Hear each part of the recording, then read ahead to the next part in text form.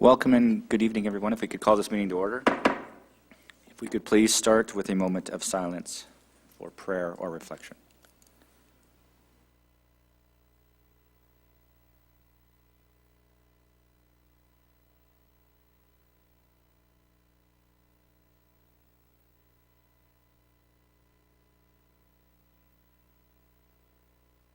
Thank you.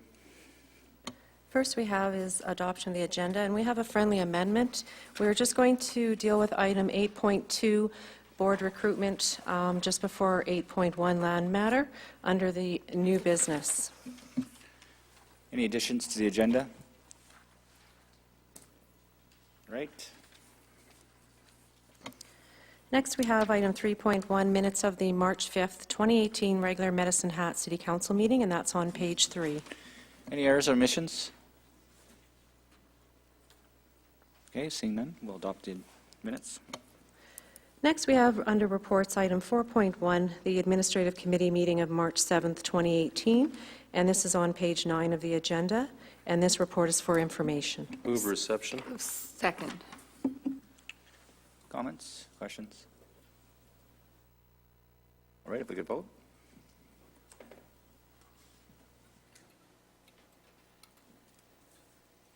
That was unanimous, thank you. Next, we have item 4.2 is the Public Services Committee meeting of March 12th, 2018. This is page 13 of your agenda, and items number 1 and 2 are for adoption, and item 3 is for information. Your worship, members of council, I move adoption and information as indicated, and I sense we should probably separate item 1 out from 2 and 3. I agree, and so let's... I'll second that. All right, let's vote on that.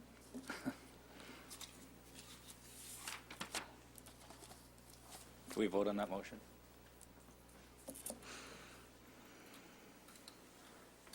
That was unanimous. So we'll deal with them in order. We'll deal with item number 1 first. Okay. Did you want to introduce or say anything, Councillor? Well, you had this item before you at the last council meeting. You see it here again. The committee took it back to get some additional information, which you will be able to ask about tonight if you have more questions, as we did. You see the original recommendation in front of you, even though there was, the committee was not, together on their feelings about it. They thought council should have a chance to have discussion and vote. So that's what you have before you tonight. Okay, Councillor Somraj. Thank you, Mr. Mayor. There's a bit of history here with this project, and I thought I'd just give a little context here. So in the design and during the design and building phase of the Viner Center, council directed staff to come up with an innovative environmental project there, and staff looked at a number of different options from that direction. They looked at solar panels there, or a xeriscaping garden, or car park panels, or a green wall as well. They settled on a community garden, which they thought would make the most sense for this site, and given council's direction there. I think a lot of the debate around this table has been about the cost of this garden, and after it came back through council, I have a better understanding of why the cost is higher for this. Part of it has to do with the nature of the site. It's going to require a retaining wall, which is part of the cost for that. And the other part is the accessibility portion of it, which should be highlighted here. So about half the garden is covered with concrete, and that adds significant cost to the development as well. I certainly can appreciate this recommendation and council's direction of what they were trying to do, but at this time, given the challenges that we're facing as a city, and for I think the amount of garden beds I think that we get for the costs there, I understand that it also has therapeutic value and all that, but I won't be supporting it tonight. Thank you. Okay, thank you. Councillor Varga. Through the chair, I too will not be supporting this venture with this new plan. I know that council did give some suggestions maybe, or through there was 4 different kinds, I guess, and xeriscaping stands out as something that uses less water and plants and trees, of course, and it's a great option for areas such as this. But as far as the move forward, I just think it's a hefty bill at this time for council to move forward with that. My only concern, I guess, is the $25,000 that maybe this grant can be used in some other way, maybe not at this place or at the new center, but maybe somewhere else in the city that we might be able to utilize that. Reason being, everybody knows that I'm a landscaper and I have a landscape company in town, and when we did do the food bank, I think our total bill at that time was $30,000, I believe, in the area, that much money to do those gardens there. So to put it in context, that's 3 times the amount of what this garden cost. And we have a lot of retaining walls there too with timbers and making it nice. So at this time, I won't be supporting that, but maybe in the future, I mean, looking at the plan, the original plan that's going to go into there, there is a chance that maybe down the road, they might be able to put something like that in because there is going to be irrigation there already. You might have to move some trees or do some other work down the road, and maybe they can find a way of maybe putting some of that in future dates. I know they do have 3 planters on the south side of the building that they might be able to incorporate into something like that where you grow some plants for vegetation. They also have a little part on the north side according to the original plan, so hopefully down the road, they might be able to find some way of maybe doing that in one of these areas. But at this time, I see it as a tough go where we're going to spend use another $100,000 to go into this building, especially with the price tag, what it is right now. So hopefully we can see something in the future, and maybe we can work on it in future days. Thank you, Councillor Varga. Councillor Turner? Thank you, Your Worship. I also will not be supporting this at this time. And here again, for me, it's the amount of money and for what we're getting for our money there. And if we truly believe that we do need more community gardens in the community, I think there's probably better spaces that we could get more garden plots for a lot less money. And we have the original blueprint for this facility has that area landscaped already, and I think that's what we should be going with. Okay, thank you. Councillor Dumanowski? Your Worship, first of all, maybe a question and then some comments to the CAO. This grant, can you dispel or validate the fact that the grant has already been applied for? It's very project-specific. Can it be used elsewhere or not? Through the chair to Councillor Dumanowski, no, this is a project-specific grant. It can't be transferred to anything else. If there are similar projects, we would have to reapply for a grant if there is an opening still to do that. But no, this grant cannot be transferred. Thank you. I read with interest in Saturday's paper, Mr. Glant's article again about the history of Medicine Hat, and it speaks very specifically to the community gardens and the city of Medicine Hat creating spaces for the community, especially at that time with hardships and whatnot. They were creating opportunities for families to grow food and whatnot. In this context, not quite the same, but the whole idea of incorporating an accessible community garden at the Viner Center makes absolute sense to me. I'm notwithstanding there's a cost component to this. I believe we have the opportunity, we had the plans to incorporate it, and the fact of the matter is the funding is coming from Nature's Best Reserve, which is a fund that was purposefully put in place for such projects. It meets the spirit of that grant, plus the $25,000 grant that was specifically applied for and accepted for this project. There really is nominal cost to the public. Now, there will be some operating and maintenance, but that's with any of our facilities. That's with any of our projects that we have. And so if we want to make this revised Viner Center state-of-the-art, and we want it to incorporate all the different modalities and aspects of a public space, never mind one that's dedicated to seniors, an accessible community garden is an absolute must. I fully endorse it. Thank you. Councillor Friesen? Well, a lot of the comments have been made, but I just, a couple of other additional pieces of background, if I could. We did ask at the committee, because there has been some concern raised at this table about the cost. So we did ask at committee if there were alternatives around the cost. Could we do this project in a cheaper way and still be able to utilize the grant? And we found out that it just would not work to do it significantly cheaper because of the cement that needed to be used and the really sturdy construction of the raised beds. for a number of reasons. So that option, I had hoped might prove to be successful, but it wasn't realistic. That was the first thing I'd want to say. The second thing I want to remind everyone about, and Councillor Dumanowski did touch on this, the Nature's Best Reserve was established specifically to be used for environmental type of projects. And we, even in the beginning stages of the new senior center, contemplated using that reserve for a much more expensive project. You'll see in the note, but just as a reminder for people, we originally talked about a green wall, which is a very environmentally sensitive, oxygen-generating, beautiful feature, just not feasible and not affordable. We did look at solar panels, both car and rooftop. They did not prove to be affordable, really, either, or a workable solution. We looked at xeriscaping originally, and this was brought up again with some of the people asking about options. And you will see here tonight that xeriscaping actually comes in even more expensive than the community garden, of which $25,000 is already paid by the grant. So if you vote against this, the grant will go back, and that's fair. You're entitled to your opinion. I just think that this provides us the opportunity with a unique kind of a project from a fund we originally anticipated using to a far greater extent, with the benefit of a loan, to have a garden that is accessible to most people who couldn't use any other community garden or no longer have the choice of doing it at home. By the way, it would be open to the public as well. I know there's some concern about how many plots there'd be and how many could take advantage. The idea of additional operational costs is not considered to be significant in any way because the participants would take care of the garden as they do in the other community garden plots.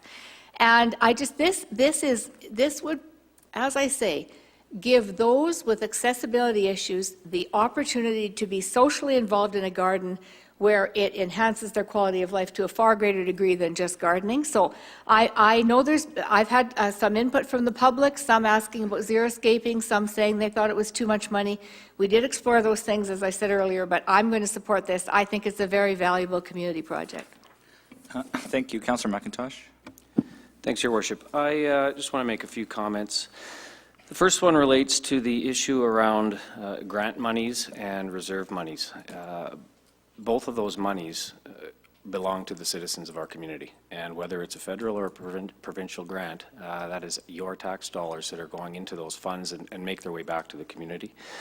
Reserve accounts belong to you as well, and I view this in a similar way to the public art debate that we had 2 weeks ago, in that we're trying to find a way to spend money. And I struggle with that, given our current financial situation. This weekend, I found myself thinking about the number of members of the Viner Centre who still own their own homes and still have access to their own garden plots in their backyard. And I know that is a slightly different focus than the social aspect that this would provide. But I was also thinking about our seniors complexes, and perhaps those organizations need to be a part of community gardens as well, and it does not necessarily need to be a city-driven project to make this a reality, so I will not be supporting it. Thank you. Councillor Hirsch. Well, I think everyone's making their statement, and I'll just, I won't chime in terms of stuff that was already said, but I think, a little bit of history in the fact that staff was directed by this previous council to find an answer in regards to an environmental feature. Quite frankly, sometimes, and it was already stated, just because we have some funds available for it, isn't it always the drive for us to do it? I'll have a listening ear to anyone out of a community initiative that wants to do anything, but I think if it's something that we're saying that would be, a great feature and something that was council-driven to staff certainly delivered us something that is for our consideration, and I think we're doing it. We're reviewing it as we go. But I refer to our agreed-upon strategic plan. We talked about, how we're going to prioritize our spends, and quite frankly, this fails the litmus test. This is a want, not a need, and I won't be supporting it. Thank you. Okay, any other questions or comments? All right, seeing none, I actually have no interest in gardening, never wanted to garden, but I actually quite like this little garden, and so I will be supporting it. I do think it was the intent of Nature's Best was some sort of an environmental feature. And as you mentioned, there is only one taxpayer. But we talk about keeping people out of the hospitals, keeping them out of emergency room, keeping them out of old retirement homes. What's the long-term value on your mental health and getting out in sunshine and gardening and growing your own carrots and those kind of things? And if that keeps you out of the healthcare system and allows you to live a little longer, the taxpayer may actually reap quite great rewards on this little garden. So if you look at it as there only being one universal taxpayer, and so I will support it, but it looks like it's going to not make it. So if we could call the vote, and even though committee recommendation was not to support it, the motion is to approve the community garden. So a vote yes is to support the garden.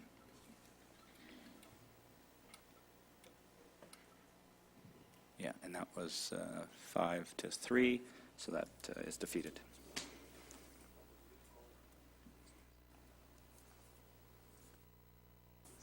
Oh, yeah, so we still have items 2 and 3, which one is for adoption, one is for information.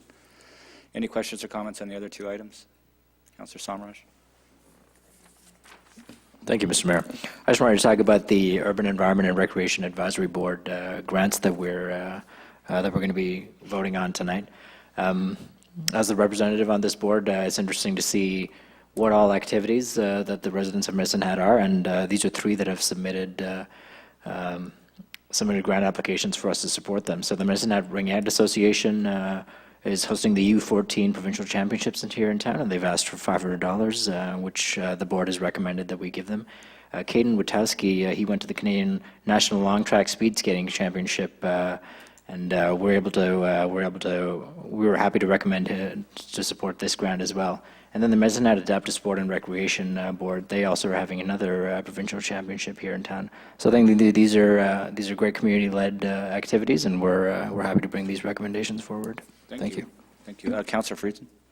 I just wanted to bring one highlight about the Social Development Advisory Board goals.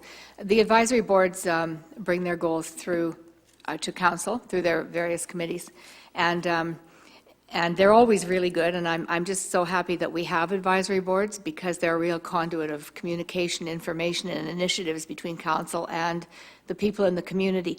The one I wanted to highlight was their number 4 goal, which is bring an inclusive social issues lens to municipal planning, public engagement, and community development to support the priorities of this council. I think that's really important because we are embarking on a new municipal development plan and really looking at it in the total context of the future of our city. And there's a lot of more subtleties that are brought when you look at municipal planning from a social lens than there are when you look at them from a road and sewer and area development plan and those kinds of things. So I just wanted to bring that to your attention. It's an interesting, we've always asked for them for their input, but they've verbalized it as a goal this time, or pardon me, they've articulated it as a goal this time, and I think that's really important. Thank you. Councillor Varga? Through the chair, I think it's only important that I speak about the Sports Council this time, because this is a great indicator of things to come in Medicine Hat and what we've been doing for many years. As you can see by the 2 that are receiving monies from the grant, 2 of them are for hosting the events. We're a great host city, right? So it's a no-brainer for us to move forward on this and see that the sporting events that come here, they come here for a reason. It's because it's a great place to host an event. As you can see, the provincial championships in both of them, which is very important. And I think that goes from past events that we've had in our community, that when we do bid on them, they usually look at us. We're almost like the default community for hosting provincial events or any kind of event because we do such a good job of it. So the Sports and Events Council is pretty excited about these kinds of things. And hopefully through what we're going to do in the next little while, we'll figure out our mandate, and hopefully we can help a lot more sports and events that want to come to our community. We can help them out in some way, whether it be money support or planning the event support, any of those kind of situations that we can help out with. We're going to try and do our best to do that, so we host as many as we can. Every time we host an event, it's great for our community because there's lots of people in town. I don't know if you guys were around, Councillor Dubanowski wasn't, but we had a national basketball, or a basketball championship going on here this weekend. We also had a Pee Wee Girls Championship going on here this weekend, so we were loaded. There wasn't a hotel room to be bought in our community, so this is great. I'm glad to see it, and good on them for giving some monies to help out with these events, because it's always needed. Thank you. Any other questions, comments? If we could vote? That was unanimous, thank you. Our next report is item 4.3, the Administrative Committee meeting of March 14th, 2018, page 27 of the agenda, and this is for information. So moved. Any questions or comments? All right, if we could vote? And that was unanimous, thank you. Under reports for reception, we have item 5.1, the Municipal Planning Commission meeting minutes of February 28th, 2018. This is page 30 of your agenda. I move this report for reception. Second. Comments, questions?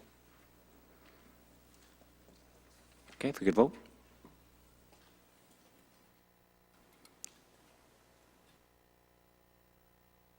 That was unanimous, thank you. Next, under our new bylaws section, item 6.1, bylaw 4447, a bylaw of the City of Medicine Hat to amend bylaw 3008, the City of Medicine Hat Subdivision Authorities bylaw, sponsored by the Municipal Planning Commission. And this is page 34 of your agenda, and it's for first reading. I move for leave to introduce bylaw number 4475, and that'll be read a first time. 4447. 4447? Sorry, 4447. If we could vote? Where am I at then? Oh, I'm at the wrong one. That was unanimous, thank you. I'm at the other one. Under new bylaws, we have item 6.2, bylaw 4475, a bylaw of the City of Medicine Hat to amend bylaw 4168, City of Medicine Hat Land Use Bylaw, sponsored by the Municipal Planning Commission, and this is on page 36 of your agenda, and this is for first reading. I move for leave to introduce bylaw number 4475, and that'll be read a first time. Second. If we could vote? And that was unanimous, thank you. Okay, we have no notices of motion, so we're going to move on to new business items. And as mentioned earlier, we are going to deal with item 8.2 first. That is board recruitment, and council will go through a voting process.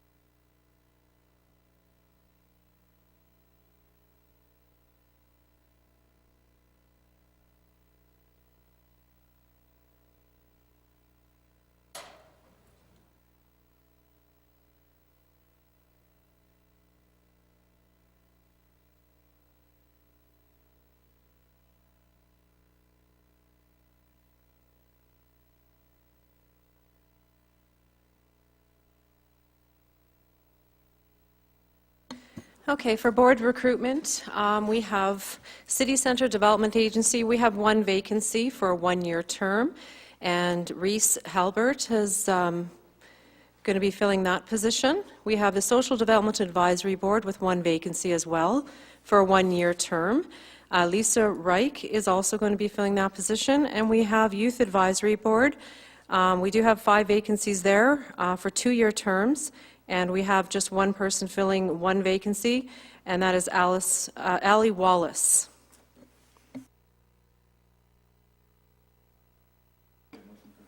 Sorry, could I get a So motion for moved. adoption? So moved. Second. And could we also get a motion to destroy the ballots at the same time? Second. All right, if we could vote.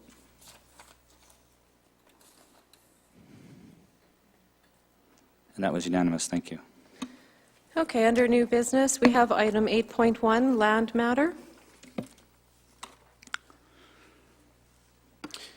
Your Worship, it is recommended to the Administrative Committee that City Council, A, approve land and business support to enter into a lease agreement with a data processing facility customer for 10.94 acres of land, leased lands outlined in red on attachment number 1 in the southeast quarter section numbered 22-13-6-W4M, as outlined in this briefing note, subject to the terms and conditions satisfactory to the Chief Administrative Officer and the City Solicitor. B, authorize land and business support to negotiate a separate option to lease option agreement regarding an adjacent 10 acres to the west of the leased lands to allow for future expansion by the customer on terms and conditions satisfactory to the Chief Administrative Officer and the City Solicitor, subject to final approval by the Chief Administrative Officer. Any questions or comments on the motion? All right, seeing none, if we could vote.